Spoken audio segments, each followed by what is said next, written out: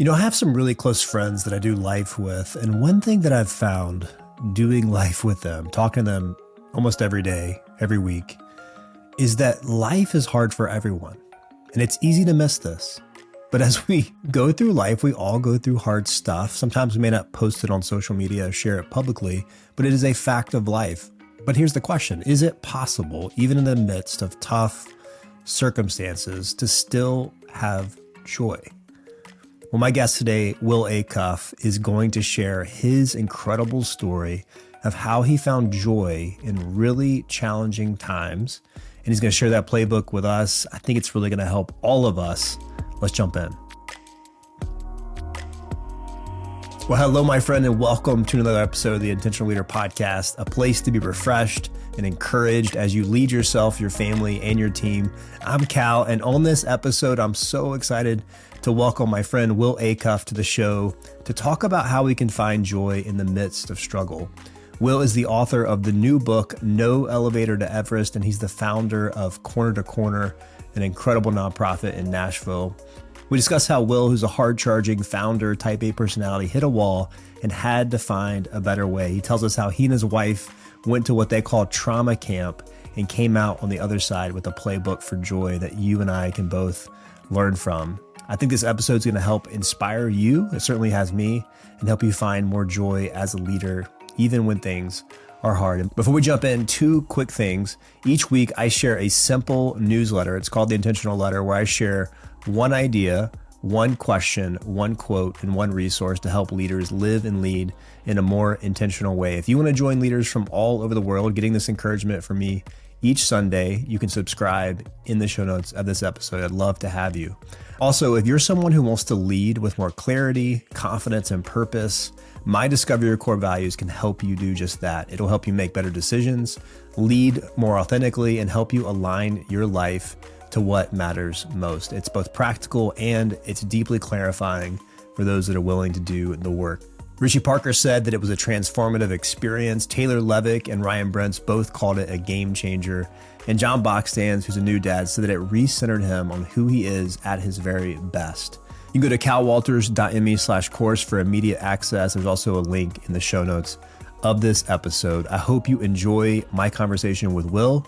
If you do, would you please share it with someone that you know and might encourage them?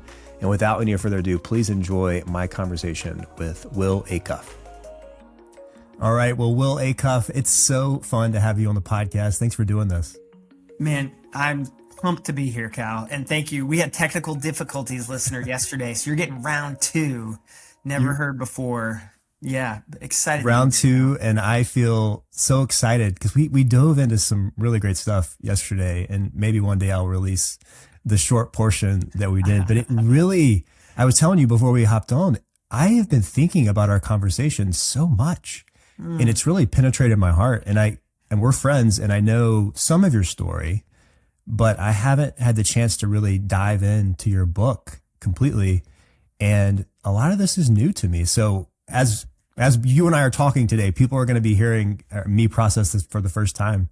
So I'm really excited, but I want to jump right in. I want to jump right into kind of the meat of your story. And so you're a super high performing guy. You have a nonprofit that you run, Corner to Corner, that's very successful. I know you're a type A person, very accomplished, and you grew up in the church. And so you've been through a lot of formation and experiences that have helped you see the world. But there came a point in your life and in your leadership where you hit a wall.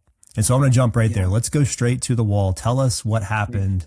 And there are just so many powerful lessons we can unpack from this. Yeah, thanks. Let's go to the darkest moment first. Let's start That's there. right. Let's jump right in. Yeah. So for background, Corner to Corner is the nonprofit, and founded it with my wife, Tiffany, with the goal of how do you equip underestimated neighbors with what they need to launch and grow a small business, with the idea that at the end of the day, ownership ends poverty. Was our working thesis. And we launched that after we'd been living in a low income neighborhood, which we moved into on purpose, right? Like, let's get a theology of neighbor. Because we didn't know how else to get it. So we moved in, like, how do we learn how to love neighbor as self? And we did that for about 5 years before we launched Corner to Corner in 2011. So fast forward, growing nonprofit, things are happening on that front, right? I'm finding problems, complicated problems to solve. The work is growing. I mean, at this point, we've launched 1,432 of these entrepreneurs. Wow. Last year put 37 million back into the neighborhood economy. So it's just been this wild, crazy ride, far beyond what I had initially hoped or imagined. Like God was doing something big. And all that's happening out here, right? And then at home, things are getting harder and harder and harder. And the context for all that was my wife and I, both of our kids are through domestic adoption out of Memphis. Two amazing kiddos, a son who's now almost 13 and a daughter who's almost 9. But when our son was around 2.5, he stopped sleeping through the night.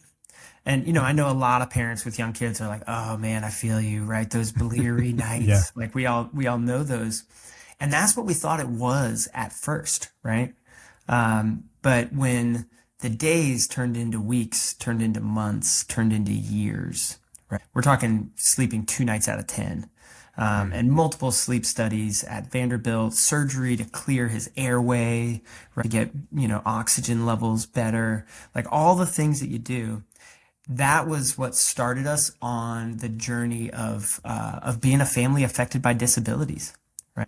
And we started to gather diagnoses, right? And any family who has experienced this knows you think you're going to get one diagnosis and then you're going to get the playbook, right? Like, oh, cool, now we know what to do. Yeah. And that is not how it goes down. You get a hint of one, and then comma a second, and then maybe a comma again and a third, right? And that's what happened for us. And so it started this, what has now been a over 10-year journey of high needs in the home, lack of sleep, consistent lack of sleep, and then in the face of that intensity, my wife, in her own story, which I've got permission to share, she had an episode or two of acute clinical depression, of the variety where it's hard to get out of bed some days, So not only am I faced with a tremendous challenge with my son, and again, love my son, he's an amazing dude, but he comes with a lot of need. And facing that, and then my wife facing that, where I'm so used to out of my work life, finding a series of problems and solving them. And so I'm running the same playbook at home. Hey, son, how do I fix you? Hey, wife, how do I fix you? And even just saying it like that kind of breaks my heart. Yeah. Because these are people I love. They're people that you're meant to know and enjoy, not solve. And we talked before we started, Cal, about people can feel how you're approaching them. Mm-hmm. If you approach somebody as a problem, they feel like a problem. Yeah. And so this is happening, but I'm banging my head against the wall because nothing's getting solved, right? My son is still facing these challenges. I don't know how to help him. I'm talking to all the doctors. I'm reading all the books. I'm doing all the things. And I finally got to a breaking point. And in that period where I just felt hollowed out, just empty, like battery acid, like felt acidic on the inside, Yeah. And meanwhile, keep in mind, everything's going great out here in the work world. Mm-hmm. So high highs, low lows simultaneously. And my wife found this trauma camp. That's what we call it at home. It's a trauma intensive multi-day thing. And she went, and it started to give her a couple of the pieces that built the tools she needed to shift her life. And she came home from that, and she was like, hey, you need to go too. And I was like, aren't we therapized enough as a family? Never a good thing when you're inventing new words, right, to defend yourself from your wife's love. And I dug in and I resisted for a while. And then finally I said, all right, I'll go. And I showed up night one at this place with just a chip on my shoulder. Like I'm here to get language to help my wife, very much so still in the fixed mentality. And even saying that, the arrogance of that, is just something I have repented over. But day two, the place starts to get a hold of me and it cracks my heart open. And this was not a faith-based place at all. But for me, coming from a faith background, it reconnected me with God's tremendous love for me as is, which sowed the seeds for a level of self-compassion that I'd never given myself. Because I was a problem to fix at the core. And so that unlocked a whole new way of being for me. But I was coming home from that knowing I was going back to the same context, right? Like Tiffany has some of the seeds that are helping her, but we are not on the other side of this depression yet. And my son daily needs me to show up and show up well. And so that started me on this idea of like, okay, I don't want to survive my life anymore. I want to thrive, no matter my context. And so I switched my paradigm to go, what if my life could be a joy lab? What if every day was an experiment and I'm the guinea pig? Like, let's go. Let's see what happens. And I got a journal and just started creating new ways of being, just ideating and workshopping and then trying it on. And it utterly changed my life and has continued to do so. Wow. And you've written a book now, which I should have mentioned at the beginning, No Elevator to Everest. And is that, oh, there it is. I love it for those watching on YouTube. So this book is you talking about this experience and some of these practices that you developed from in this joy lab. Yeah, that's right. It's so it's telling really raw and vulnerable stories, right? This is the kind of book I could not have written without my wife's full permission and blessing, and she was the final editor. And it's those stories with some theological ideas, right? Of what does it look like if it's true that we are made in the image of God, right? If that's an idea that is true, then what does it mean to live out of that?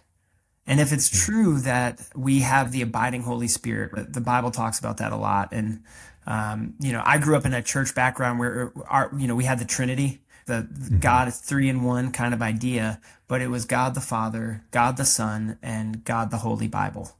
The Holy Spirit was like this thing that was kind of like the third cousin that we didn't invite to the party anymore.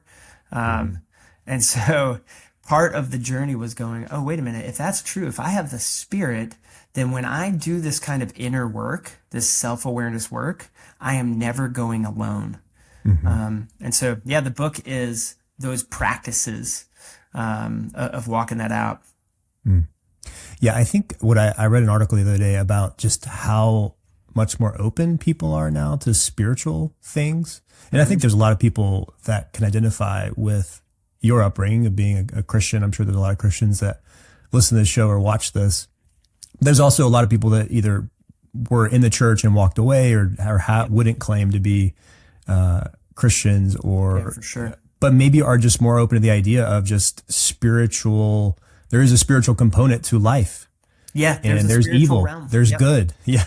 Yeah. And that we can sense that. You can almost sense it when, like, I went for a run this morning in a beautiful place and I could there was something spiritual about it. And, I want to go back. I want to really unpack this because since we talked yesterday, I've been thinking a lot about this, trauma camp that you call it, you and your wife call it. Yeah.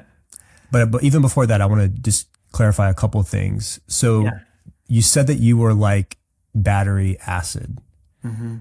Tell us a little bit more. Like, what was it when you were at your lowest? This is pre-trauma camp. Yeah. What was it like to be around you? What did that look like, and how long did that last? Yeah, great question. It probably came on slowly over time, like that erosion period, if you will. Yeah. And I wouldn't call it burnout. I hear a lot of people talk about burnout, but I was still showing up really well in my external work life. And I was not showing up burnt out. Interesting. But when it came to what was happening at home, my mode of being, problem solution, right, was not finding any kind of result. And I did not have a second move. Do you know what I mean? I got you. Yeah. And so in the face of that, I kept trying to discover new ways to problem solve. And I kept running into the same things. And so when I talk about feeling like battery acid, I felt so stuck, and I felt a level of hopelessness and despair, you know?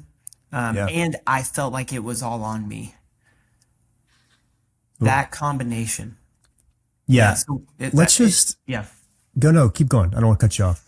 Well, I was just going to say, here's an example. I remember going to church one morning, and like all these, kids have it all together, and, every kid's got like a little children's Bible under their arms, and they're all walking and smiling, and they look like some sort of J. Crew commercial or something. You know what I mean?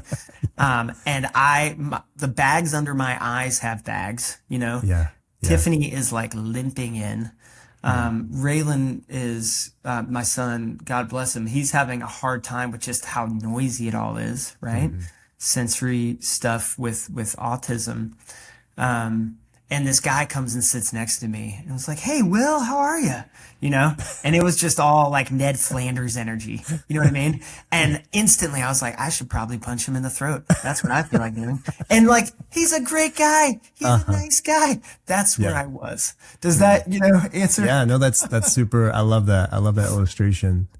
There's so many thoughts going through my mind, because one, I just want us to kind of feel the weight of this, because I just think it's important for us to sit in what you were going through. Of you got this nonprofit, it's going really well. It's been building for years. At home, there's this constant challenge, and I say that I know that this is it's a challenge that's also filled with love and mixed emotions, and you absolutely. So it's like this. But even just the idea of no sleep, I think people can relate to that idea. If you've ever had kids, it changes how you show up. It changes how you feel. And if that happens year after year after year, and you're trying to get some sense of what's going on, how do we make this better? And you're not getting answers. I love the way you described it, of you're just kind of at the end of your rope. You're at the end of all the tools that you have, and you don't have a second move. And I just want us to feel that for a minute, because I think we can all put ourselves in something like that. It may not be that big and that long lasting, but we've all had those moments, and probably especially at home, where it just feels like, oh, this is hard. This is messy. I'm showing up to church, and if someone just kind of knew how chaotic my life felt right now, I would almost be embarrassed a little bit. So I'm struck by that, but then I'm also struck by this feeling that a lot of us, I think, have, that we feel this pressure to appear that we have it all together. And, but it doesn't, I don't know how much of that was that a big push for you? Like, was that a pressure that you were feeling of, okay, I need to look like I have it all together, or no? Yeah, initially, but after, when you've been sleep deprived for so long, you take on a certain, like, this is just me kind of vibe. You know what I mean? And there's a reason why that, like, sleep deprivation is like standard torture protocol. Like, it messes with who humans are, you know? One theologian, John Stott, was once asked, "Hey, what's the key to spiritual growth?" And he said, "A good night's sleep." A good night's sleep. Yeah. Which is just solves a lot of our problems. Yeah, that's such a solid line. And so at some point I stopped trying to act like we had it together. But in my stuckness, I really embraced, without realizing it, kind of what I would describe as like a martyr vibe, or even, sometimes we talk about a victim mindset or something like that, where I was so stuck that I was deeply, deeply resentful and uncreative about what was happening. You know what I mean? Whereas like, no, I have defined my life now. This challenge is the center of my life. Does that make sense? It does. Not a feature of my life, but the center. Yeah. Well, it's so interesting to me because I think there's a lot of people hearing your story that would say, Will, all you can do in that is survive. So surviving is success and you're surviving. Like, but you're saying you came out of trauma camp saying, I've got to figure out to thrive. So can you just quickly, I know we're going to get into all kinds of details about practices that you now do and that we can take on. We're going to talk about trauma camp, what you learned there. But for the person who right now is feeling and identifying with, I don't have a second move. I'm going through something. It feels really hard. I feel overwhelmed. I'm at the end of my rope. Speak to that person just for a minute. Yeah. I mean, one, I would just say, I see you. Like, I know what that feels like, friend, you know? And my hope and my prayer for that person would be that at some point today, they could even grab 5 minutes to get still in a place that feels safe, whatever that looks like for them. Maybe that's in your room, maybe that's in your car, you know, maybe that's in the woods, like Cal just said, but wherever that is for you, if you can get still there for 5 minutes and just breathe, feel yourself breathe, and then ask the question, is there anything in my life right now that feels like the spark of joy? Is there anything? Just an ember. And for you, maybe it's, oh man, seeing the sunrise. That always does something for me. Okay, awesome. Tomorrow, go look at that sunrise. That's it. Start there. You know, maybe you love music and it's, oh, the last time I heard that song, it spoke to me. Awesome. Go listen to that song, right? Whatever the thing is that you just see the tiniest spark, just go there as your first move. I love that this is a message of joy. I mean, as I've talked to you and as I have gotten to know this story more, I think that's how I would summarize it. This is a message of joy. And it's a message of joy in the midst of difficult circumstances. So let's go to trauma camp. That's the thing I've been thinking about since yesterday when we talked. Tell us, okay, the way you described it to me yesterday, I think, was that trauma camp it's like 6 days of more intense therapy and experience. And it's similar to, did you say years of therapy? So the way they frame it is this process is so intense that it is the equivalent of 2 to 3 years of weekly therapy, all happening in the course of 6 days. That's intense. Dude, it is. And yeah, I can't hardly, it's one of those things where it's like you could describe how good honey is, but if you've never tasted it, you can't quite describe the sweetness. You know what I mean? Yeah. It's that kind of vibe, but they do an excellent job of introducing you to paradigm shifting concepts that make you go, wait a minute, I have never thought about it that way. Right.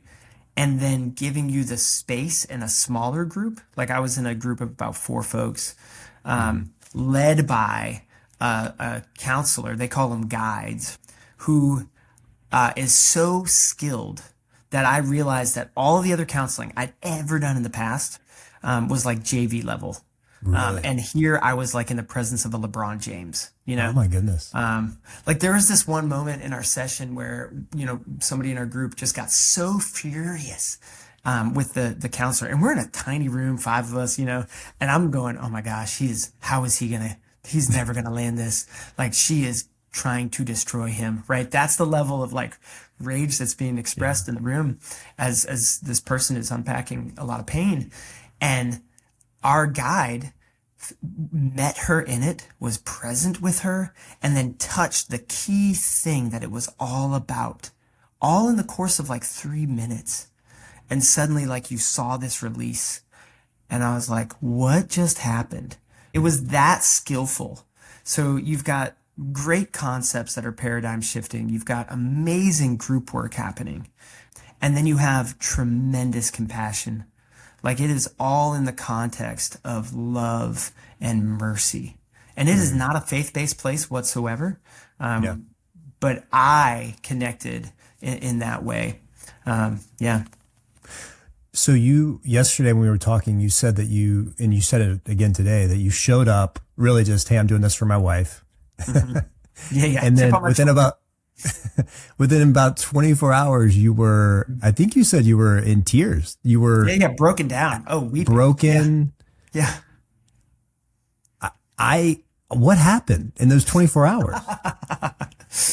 Yeah, I mean, so what there were, I go back to the concepts, right? One of the concepts that came up was something we talked about the other day, which is the drama triangle, which is this idea.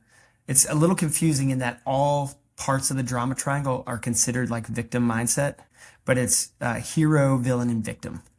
And think about it like in relationships, we almost run the bases on these three roles. The hero Okay. is, I'm going to take more responsibility than I should, right? The victim is, I'm going to take less, right? And the villain is something like, I will take my fair share of responsibility, but I'm really mad at you because you're Yeah. not doing your part, Mm, right? And so an example of how this, they introduced this concept, and in my own life, I immediately saw how it plays out. Let's say I come home from work and, my son might be having a hard time and my wife's in the middle of that. If my default mode is hero in that circumstance. And so I rush into the house. I run past my daughter's room. I don't even kind of glance over there. I go to where the action is, and I just take over. I step in. I got it. I got it. I take over with my son and try to help him calm down or whatever. And then my wife goes, "What are you doing?" I'm like, "What do you mean? I'm trying to help you." And just in that moment, she views me as the villain. I came in viewing myself as the hero, right? And now I yeah. run to the victim role. Why won't you let me help you? Don't you see what a great helper I am? Right? And now she can move to trying to be the hero and take care of my feelings now, right? And then we run the bases. Boom, boom, boom, boom, boom, boom, boom, boom, boom, right? Mm, And a shift for me is to go, wait, what does it look like for me to show up with 100% ownership for my own physical, spiritual, and emotional well-being? mm, Not to split 100% with my wife. She's got a little bit, I've got a little bit. That's kind of the dance. But to instead yeah. say, no, no, no, she's got 100%. She's a grown-up. I've got 100%. And so Mm, now, same scenario, this challenging situation at home. I walk in, and instead of rushing in as the hero, I walk over and I just say, "Hey, what do you need right now? What would be helpful?" mm, And she might say, "Well, actually, would you go check on our daughter? See how she's doing? This is pretty intense. I want to make sure she's okay." Okay, sure, got it. Or she might say, I'm good. And Penelope's good. She's working on her homework. Why don't you go make dinner? I'll settle this. Or she could say, I'm exhausted. This has been going on for hours. Would you step in and be helpful? And mm. now I'm respecting her 100% and showing up in my 100%. And they introduced that concept to me, and I immediately saw how I was playing that out, you know? And then I was like, oh my gosh, this is what I do, and it doesn't feel good. This feels Mm, awful. I don't want to feel this awful anymore, right? yeah. I want to feel, I want to feel different. Is it possible to feel different? Whoa, maybe it is if I take 100% responsibility. Ooh, that feels scary. What should, And then you Yeah. start down the path of how do you develop a practice to apply that? And that was like one of, 7 or 8 big concepts that I got Mm. that during that week. What do you say to the leader who hears that and says, I kind of get the victim, I get the villain, but I thought the hero was a good thing. I thought that's an honorable thing. What would you say to them? Yeah, so a hero at the end of the day is someone who is taking more than their share of responsibility, which means that at the end of the day, those around you are not becoming fully who they're meant to be. And it's tough because the typical pattern is codependent relationships. I'm only good if you're good. And when you're not good, that creates a ton of fear and anxiety for me. So I'm going to do more until you're good so I can be good. Mm. That's the typical dance. And that's all I'd ever kind of grown up really seeing. You know what I mean? And so anybody who's ever led a team work any other context, that part of leadership development is letting people make some mistakes and learn from them. Yeah. And you can be there as a coach, which is someone who asks good questions and stays present, because you're not running away. You're staying present. Another more practical example would be, my wife in her depression, we ended up having, because I would try to hero her all the time to rescue her from that. From the depression. And she would frequently be like, back off. We're both Enneagram 8s. Which if you know that word, challengers. The challenger, the fighter. My wife's an Enneagram 8. Yeah. I'm What's a it like 3. to be on the opposite of that energy? Yeah. Right? Yeah. The way we talk about it is like that kind of energy, the strong, challenging, like that's like a form of intimacy for an 8. Yeah. Yeah, absolutely. So I never have to wonder what my wife is thinking or feeling. Yeah. Right. And that is the blessing of having an 8 on the other side. 100%.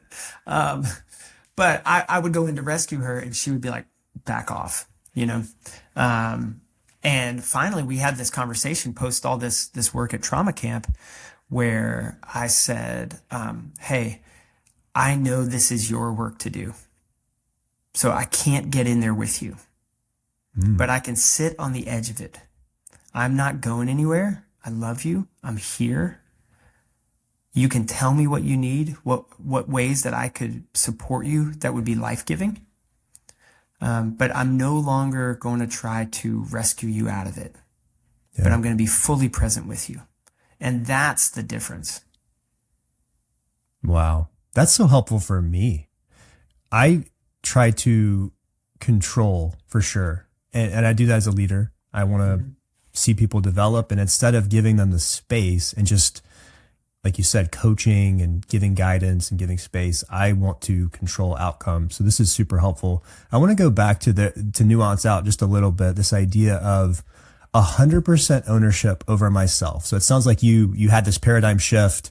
You see the triangle. You're like, that's me. I've been trying to be the hero. And then I shift to being the victim and just, it doesn't work out well. And anyone that has found themselves in a victim mindset just knows I'm not at my best when I'm in that perspective. Yeah.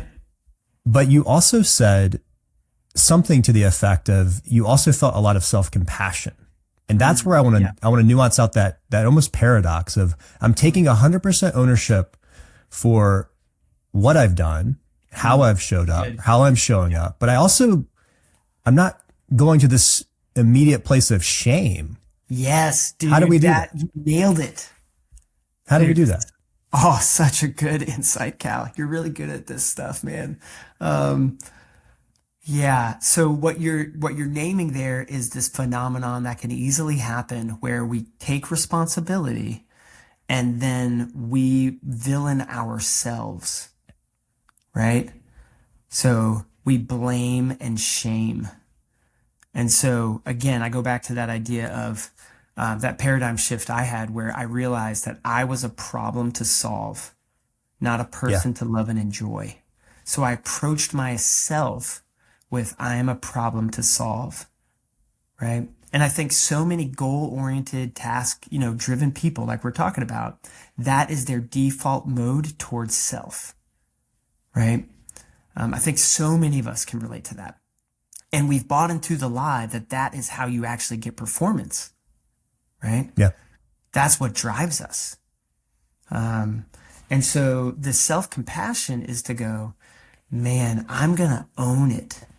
I'm going to own all of it. And I'm going to own it with self-compassion, with curiosity, and with a sense of play, right? And exploration, really touching my core childhood self, right? Like this kind of unvarnished self that is still within us. And get connected there. So practically, I know in my body when I am not in that place. Like I feel it. And what it feels like is I'm in fixed mode. My fists get tight. My breathing gets shallower. You kind of feel it in your shoulders, Like I want to listen to like fight music that pumps me up. Do you know what I mean? Like that's Yeah. kind of right. Yeah. It's all warrior energy, you know? Um, and I'm not saying there aren't moments where we need to harness some of that. That's not what I'm saying. But Yeah. when we're aiming that at ourselves 24/7 as our default mode, we are actually draining ourselves of energy and creativity and vitality. We're not becoming our best self. We're becoming a task machine, and we are treating ourselves like a robot, right? And then it's just problem solve, and we don't have any of that self-compassion and that mercy and that play. I love that word play. So now let's shift in the last little bit of time we have left to this idea of thriving, even in tough circumstances, because all of us need to learn how to do that. We've got, in moments of our life, really tough circumstances. We could survive or we could figure out how to thrive. You figure that out. I always love talking to people who have walked through something really hard and have the insights that they can share with us all, because you have authority now to talk about this. From getting my ass kicked so many times. Yeah, exactly. So tell us what you've learned in this Joy Lab and give us some of these practices, because I do think people appreciate the practical part of getting to this place of almost, I would call it more joy-filled self-awareness and experimentation, where we have this curiosity about ourselves, but it's also not this self-loathing. It's, hey, there's a lot of goodness in me. There's a lot of joy that I have yet to tap into. Let's go on this journey of exploration and wonder about how I think God created me to be. 100%. I mean, this is the idea of who am I really in terms of who God made me to be, so that I'm in alignment with self, with God, with my family, my friends, and with my work, right? And to what extent can I move more and more towards that kind of joyful alignment every day, right? And we know when we have it because it feels like being played in tune. And all of us have those moments. We do that thing with our family, or we have that moment at work, and we just feel that raw joy, that full body yes.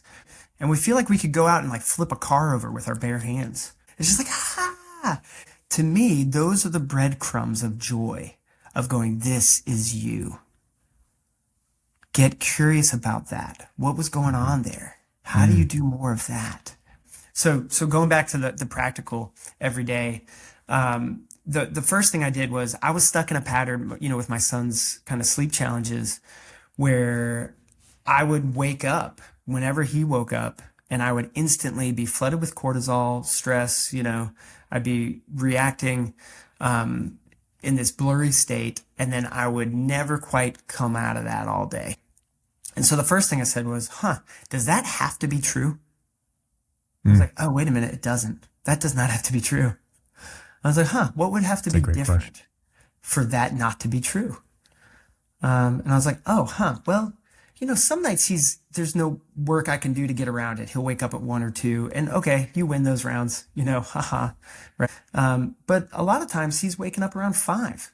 Okay. Could I start to lead a life where I got up about an hour before he did? Okay. That's the first thing. And so then it was, am I willing to commit to going to bed by around 8 o'clock the night before? Like it takes a very large check to get me out of my house past 8 p.m. So large that I can't remember the last time I did it. You know what I mean? And so then I said, okay, well, if I do my life like normal, I'm going to wake him up when I wake up in the morning, bonking around the kitchen, whatever, making coffee, So it's like, okay, so all this has to stay in my room. All right, so I got a single cup K cup, put it next to the bed. Very practical stuff where I can hit the alarm, make the cup of coffee, and get into a chair that I moved into the room just for this purpose, situated by a window, getting a little, early morning light as the sun rises, that kind of stuff.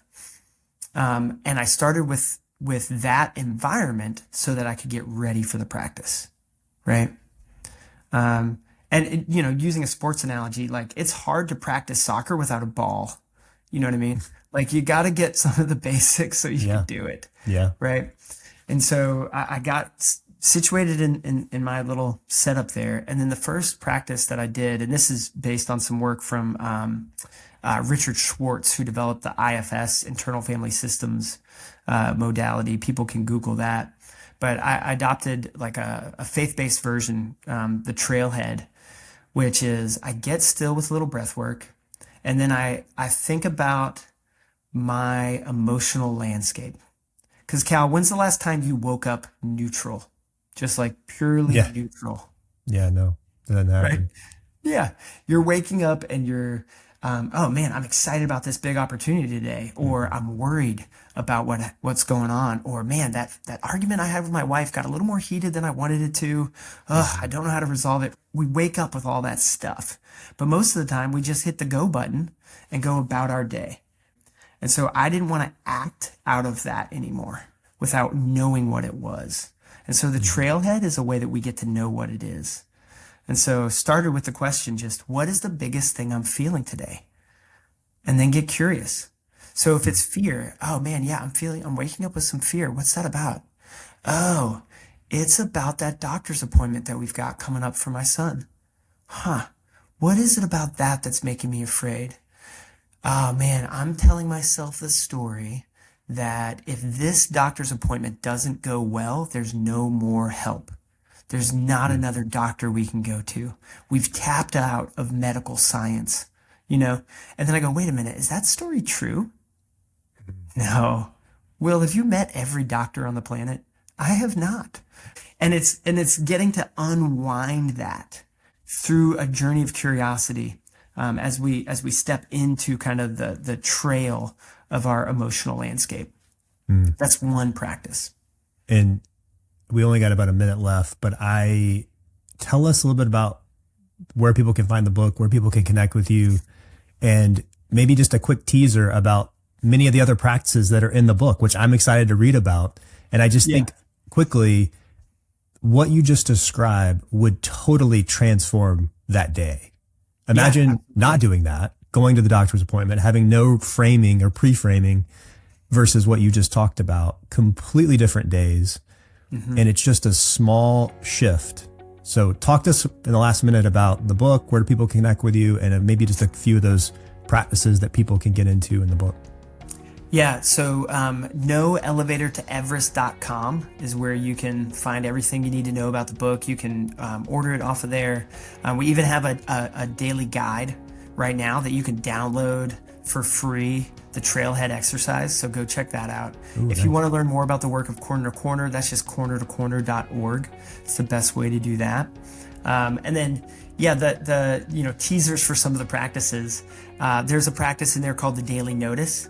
That's how do you pay attention to those full body joy moments, right? In your work and in your relationships, where you get to go, wait a minute, I want to do more of those.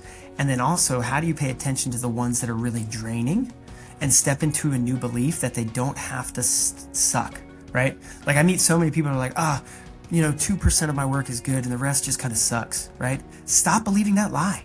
That doesn't have to be true. You could delete, delegate, or do differently everything you no longer want to do, right? So there's a practice in there about how to discern that.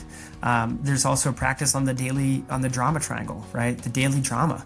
So how to recognize which pattern you're showing up in and then shift out of that into ownership. So yeah, check out the book, guys. And Cal, man, it's such a pleasure. You're really good at asking insightful questions. And personally, I'm a fan of the podcast. I'm a listener, so it's a joy to be on here with you. Well, thanks, Will. I have learned so much and I'm super pumped to get the book. I hope people will check it out. And thanks for your time. It's been great to connect. Awesome, man. Well, thank you, my friend, for getting to the end of this conversation with Will Acuff. If you enjoyed it or if something resonated with you, would you let me know in the comments if you're watching on YouTube or Spotify? I'd love to hear those myself, and I'd love to share those with Will.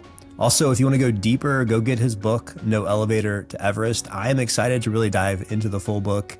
It sounds like there's a lot of vulnerable stories in there and also just some very specific practical actions that we can take on a regular basis to try to find more joy. I also think it's powerful when someone has walked through something, because then they actually have authority on that topic. And that's what Will has. And so I hope that you're able to go get his book and explore further. Also, if you want to get weekly encouragement from me in your email and sign up for the intentional letter, you can do that in the show notes of this episode. Also, if you really enjoyed this episode, would you mind going to Apple or Spotify and leaving a rating or review for Intentional Leader? That really helps the podcast continue to grow, and it helps us continue to get amazing guests like Will Acuff to come on the show. I hope you have a week that's filled with joy. I hope you go and pursue those things that bring you the most joy. Remember that life is short. Let's go make it count.